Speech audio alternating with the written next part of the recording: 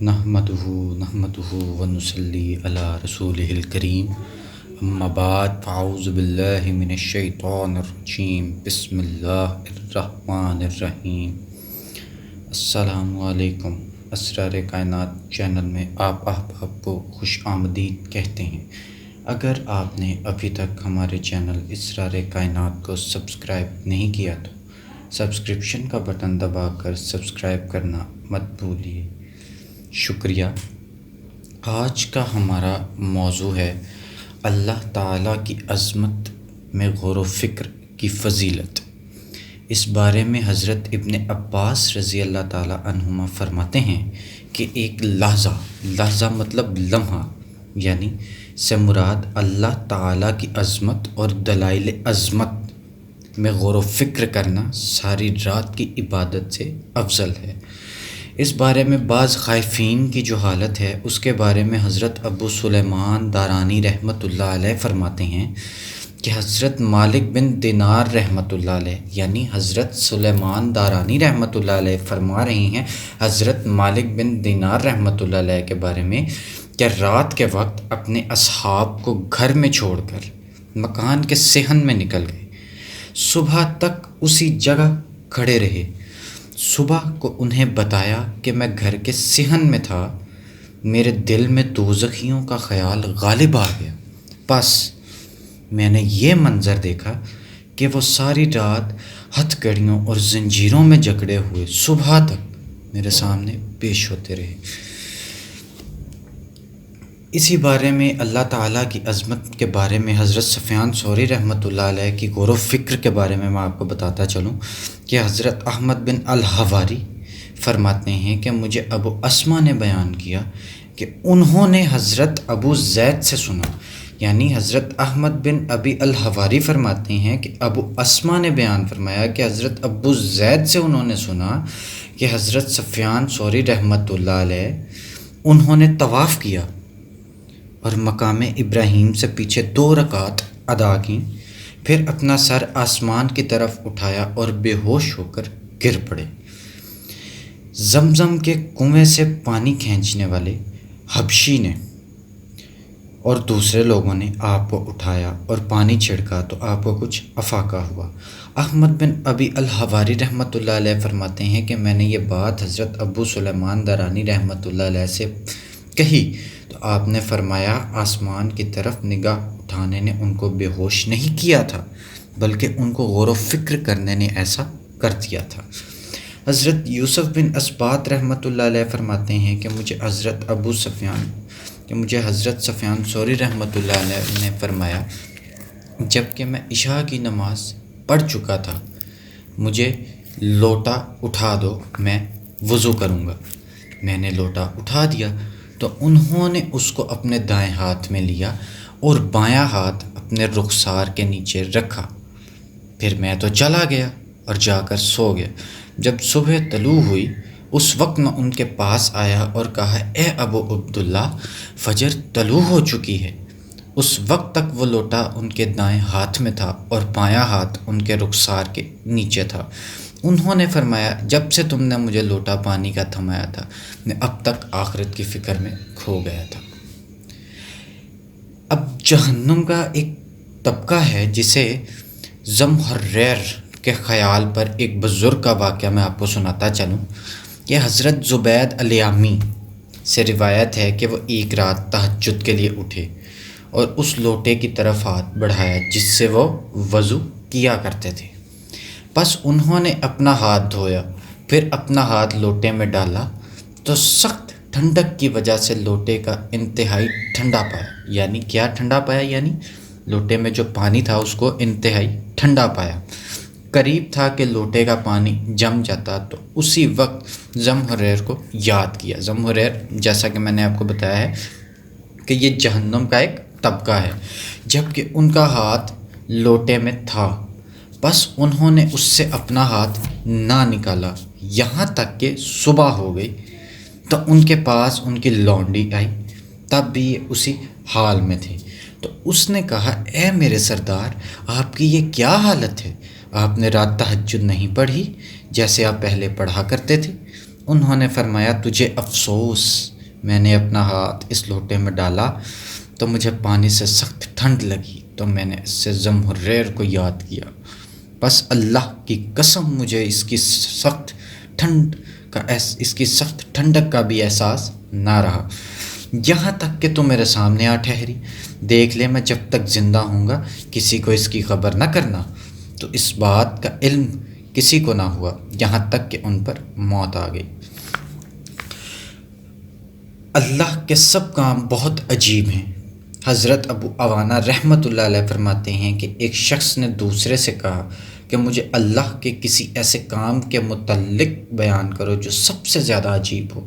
تو اس نے جواب دیا کہ اس کا کون سا کام سب سے زیادہ عجیب نہیں ہے جو میں تمہیں اس کے سب سے زیادہ عجیب کام کا بتلاؤں۔ اب یہاں پر ایک چھوٹی سی ہیڈنگ ہے جس کے بارے میں آپ کو بتاتا چلوں کہ اس کے بارے میں لکھا گیا ہے کہ اندھا کون ہے۔ اب اندھے دو قسم کے ہوتے ہیں، ایک جو بالکل نہیں دیکھ سکتے، ایک وہ جن کو تھوڑا بہت نظر آتے۔ اسی طرح کچھ ہم انسانوں کے ساتھ بھی ہے جن کو بظاہر تو سب کچھ نظر آ رہا ہوتا ہے مگر وہ کچھ دوسرے علم سے، دوسری دنیا سے، خدا بند تعالیٰ کی ذات سے، اس کے محبوب کی ذات سے بہت دور ہوتے ہیں۔ اس کے بارے میں ارشاد خدا بندی ہے وَمَنْ كَانَ فِي هَٰذَا أَعْمَىٰ، وَمَنْ كَانَ فِي هَٰذَا أَعْمَىٰ، جو شخص اس زندگی میں اندھا ہے وہ آخرت میں بھی اندھا ہی ہوگا۔ اس آیت کی تفسیر میں حضرت ابن عباس رضی اللہ تعالیٰ عنہ فرماتے ہیں کہ جو شخص اس دنیا میں آسمان، زمین، پہاڑ، سمندر، لوگ، جانور اور اس طرح کی چیزیں جن کا تعلق آخرت سے بھی ہے کہ تخلیق میں غور و فکر کرنے سے اندھا رہا اور خدا کو نہ پہچانا، ایمان نہ لایا، اعمال صالح نہ کیے، وہ شخص اندھا ہے اور راستے سے بہت زیادہ بھٹکا ہوا ہے اور نجات کی دلیل سے دور ہے۔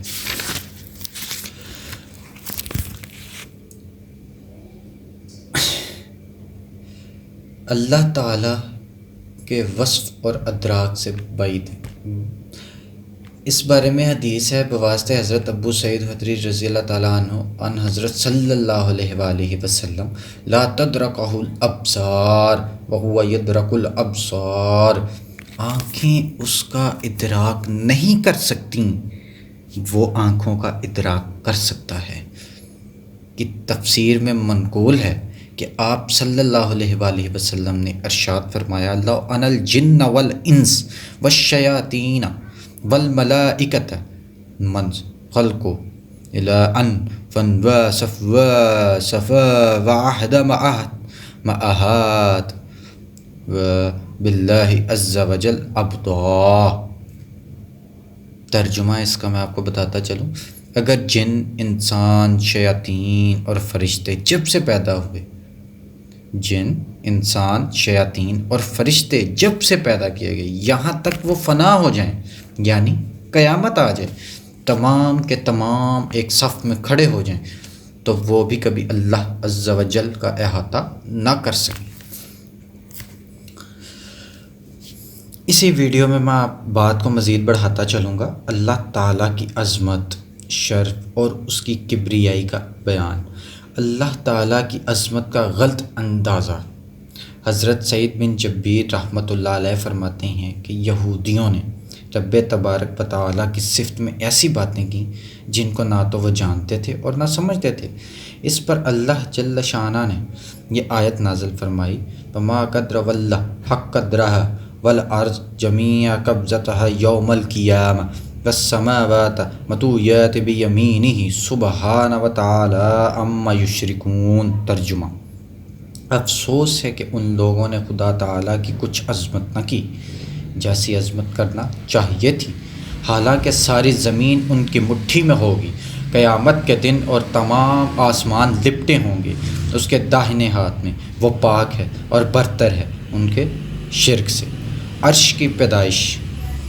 حضرت ابو رزین رضی اللہ تعالیٰ عنہ فرماتے ہیں کہ میں نے عرض کیا یا رسول اللہ صلی اللہ علیہ وآلہ وسلم، عرش کو پیدا کرنے سے پہلے ہمارے رب تبارک و تعالیٰ کہاں تھے؟ آپ صلی اللہ علیہ وآلہ وسلم نے ارشاد فرمایا سفید بادل میں تھے، نہ تو اس کے اوپر ہوا تھی نہ اس کے نیچے، پھر اس نے پانی پر عرش کو پیدا کیا۔ اب یہاں پر میں آپ کو یہ بتا چکا ہوں کہ عرش کی پیدائش کس طرح اور کس وقت ہوئی۔ عرش کی پیدائش کے بعد جو مرحلہ آیا وہ قلم کی پیدائش کا تھا۔ اس کے بارے میں حضرت جبیر بن نفیر فرماتے ہیں کہ اللہ عز و جل کا عرش پانی پر تھا، اس نے قلم کو پیدا کیا۔ کس نے؟ اللہ تبارک و تعالیٰ نے قلم کو پیدا کیا، تو اس نے وہ سب کچھ، یعنی اس قلم نے اللہ تعالیٰ کے حکم سے لکھا جو کچھ وہ قیامت تک پیدا کرنا چاہتے تھے۔ جو کچھ قیامت تک ہونے والا تھا، پھر اس کتاب نے مخلوقات میں سے کسی چیز کے پیدا ہونے سے قبل 1000 سال تک اللہ کی تسبیح اور تمجید بیان کی۔ اپنی بات کو مزید آگے بڑھاتا چلوں گا، اللہ تعالیٰ کے شرف و نصب کے بارے میں آپ کو بتاتا چلوں گا۔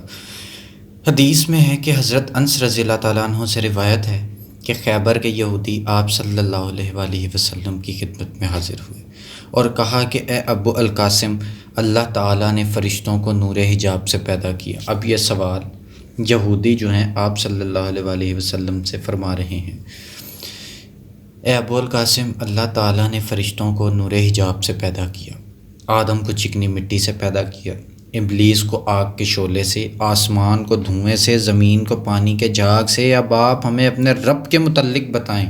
استغفر اللہ، کہ وہ کس چیز سے پیدا ہوا ہے، استغفر اللہ۔ آپ صلی اللہ علیہ وآلہ وسلم نے ان کو کوئی جواب نہ دیا۔ آپ کے پاس حضرت جبرائیل نازل ہوئے، یعنی وحی لے کر، یا فرمان اللہ تعالیٰ کا، اور عرض کیا یا محمد صلی اللہ علیہ وآلہ وسلم قل هو اللہ احد، آپ یہ فرمائیں کہ وہ اللہ ایک ہے، اس کی کوئی اولاد اور رشتہ داری نہیں ہے کہ اس کو کسی قبیلے کی طرف منسوب کیا جائے۔ اللہ الصمد، اللہ بے نیاز ہے، اس کا پیٹ نہیں ہے، نہ وہ کھاتا ہے نہ وہ پیتا ہے۔ لم یلد ولم یولد، نہ اس کی کوئی اولاد ہے اور نہ اس کا کوئی والد ہے جس کی طرف اس کا نسب بیان کیا جائے۔ لم یکن اللہ کفوا احد، اس کی مخلوق میں سے اس کا کوئی ہمسر نہیں جو اس کی برابری کر سکے۔ آسمان اور زمین کو وہی تھامے ہوئے ہے، اگر وہ زائل ہونے لگیں تو یہ صورت ایسی ہے جس میں نہ تو جنت کا ذکر ہے نہ دوزخ کا، اس کو اللہ تعالیٰ نے اپنی طرف منسوب کیا ہے کہ خالص اسی کی صورت ہے۔ اللہ تعالیٰ کا لباس، یہ بھی ایک یہودیوں نے سوال کیا تھا، تو آپ نے فرمایا، ایک یہودی عالم، یعنی یہودیوں کا ایک عالم تھا، حضرت کعب رحمۃ اللہ علیہ کے پاس آیا اور کہا مجھے بتاؤ رب العالمین کا لباس کیا ہے۔ انہوں نے فرمایا اگر میں تمہیں جواب دے دوں تو تم مسلمان ہو جاؤ گے؟ اس نے کہا ہاں۔ انہوں نے فرمایا کہ اس کی چادر کبریائی کی ہے۔ اس نے کہا یعنی یہودی نے کہا کہ آپ نے سچ فرمایا۔ آپ نے فرمایا اس کی قمیض رحمت کی ہے۔ اس نے کہا آپ نے سچ فرمایا۔ آپ نے فرمایا اس کا تہ بند عزت کا ہے۔ اس نے کہا آپ نے سچ کہا۔ تو آپ نے فرمایا تو پھر اب ایمان لاؤ، اب ایمان لاؤ۔ آسمان کی نورانیت، حضرت ابن مسعود رضی اللہ تعالیٰ عنہ فرماتے ہیں تمہارے رب تبارک و تعالیٰ کے ہاں نہ رات ہے نہ دن ہے، بلکہ آسمانوں کا نور بھی اس کے چہرہ مبارک کے نور سے ہے۔ اللہ اکبر۔ آپ صلی اللہ علیہ وآلہ وسلم کی دعا، حضرت صہیب رضی اللہ تعالیٰ عنہ فرماتے ہیں کہ جناب رسول اللہ صلی اللہ علیہ وآلہ وسلم یہ دعا مانگا کرتے تھے، اللہم انک لست بعال لست حدثنا ولا بربی یبی ذکرہ ولا کان معاک الہ ندعوہ ونتجر الیہ۔ ترجمہ، اے اللہ آپ ایسے معبود نہیں ہیں جس کو ہم نے گھڑ لیا ہو، اور نہ ایسے پروردگار ہیں جس کا ذکر مٹ جائے، اور نہ آپ کے ساتھ کوئی اور معبود ہے جس کو ہم پکاریں اور اس کے سامنے عاجزی دکھائیں۔ ایک سوال کا جواب، حدیث میں حضرت ابن عمر اور حضرت ابو سعید خدری رضی اللہ تعالیٰ عنہ سے روایت ہے کہ جناب رسول اللہ صلی اللہ علیہ وآلہ وسلم نے ارشاد فرمایا، لا یزال الناس یسالون عن کل شیء حتی یقولوا هذا اللہ کان قبل کل شیء فماذا کان قبل اللہ فإن قالوا لکم ذلک فقولوا هذا الاول قبل کل شیء فلیس بعد شیء فهو الظاہر فوق کل شیء فهو الباطن دون کل شیء وهو بکل شیء علیم۔ ترجمہ، لوگ ہر چیز کے بارے میں سوال کرتے رہیں گے، حتیٰ کہ یہ بھی کہنے لگیں گے یہ اللہ کی ذات ہے جو ہر چیز سے پہلے موجود تھی، بس یہ بتاؤ کہ اللہ سے پہلے کیا چیز تھی؟ اگر لوگ تم سے یہ سوال کرنے لگیں تو تم یہ کہنا وہی اول ہر چیز سے پہلے تھا، اس کے بعد قیامت کے وقوع کے وقت بھی کوئی چیز باقی نہ رہے گی، سب فانی ہو جائے گا، وہ ہر چیز پر ظاہر ہے اور وہ ہر چیز کے ماورا باطن میں ہے اور وہ ہر شے خوب جانتا ہے، بے شک اس میں کوئی شک نہیں۔ اپنی ویڈیو کا میں یہاں اختتام کروں گا، انشاءاللہ نیکسٹ ویڈیو میں آپ کو ملتے ہیں مزید علم کے ساتھ، جس میں آپ کے ساتھ اللہ تبارک و تعالیٰ کی شان کے بارے میں بیان فرماؤں گا۔ اور آخر میں آپ سے بات کرتا چلوں کہ اگر آپ کو ہماری ویڈیو پسند آئی ہو تو آخر میں ایک بار لائک کا بٹن دبا کر اپنے کسی ایک دوست سے اس ویڈیو کو شیئر ضرور کر کے اپنی محبت کا اظہار ضرور کیجیے گا۔ اور شیئر کرنے کا مقصد صرف یہی ہے کہ اگر کوئی اللہ تعالیٰ کے بارے میں غور و فکر کرنا چاہتا ہے اور وہ میری باتیں سننے کے بعد اور آپ کی شیئر کرنے سے اگر وہ کچھ اچھا کرنے لگ جائے تو اس کا ثواب انشاءاللہ تبارک و تعالیٰ آپ کو بھی ملے گا اور مجھے بھی ملے گا۔ اللہ تعالیٰ آپ کو اور مجھے اپنی حفظ و امان میں رکھیں اور ہم سب کو دین اسلام اور اللہ پاک کی بنائی ہوئی کائنات میں غور و فکر کرنے کی سمجھ عطا فرمائے۔ شکریہ۔ اللہ تعالیٰ آپ کے اور میرے نگہبان۔ اللہ حافظ۔